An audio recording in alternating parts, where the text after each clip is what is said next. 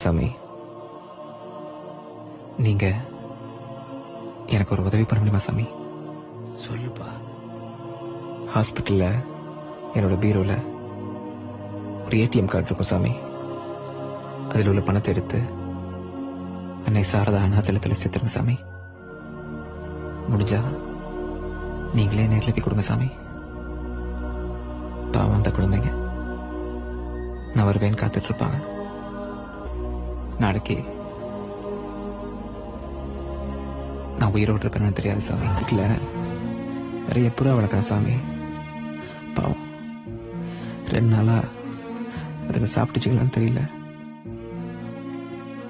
அதுகளை கொண்டு போய் பத்திரமா பார்த்துக்கூடிய யாராவது இருந்தால் கொடுத்துருங்க சாமி ப்ளீஸ்.